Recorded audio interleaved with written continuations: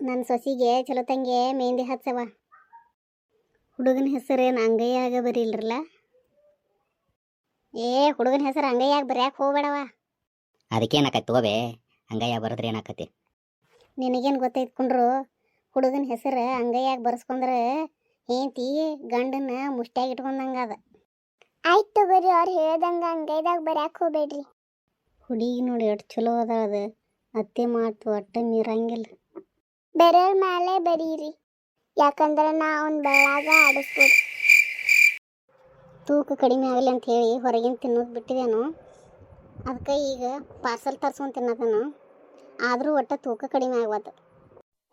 ಹೊರಗೆ ತಿನ್ನಾಕಂತ ಹೇಳಿ ನಡ್ಕೊತ ಹೋಗಿ ತೂಕರೆ ಕಡಿಮೆ ಆಗ್ತಿತ್ತು.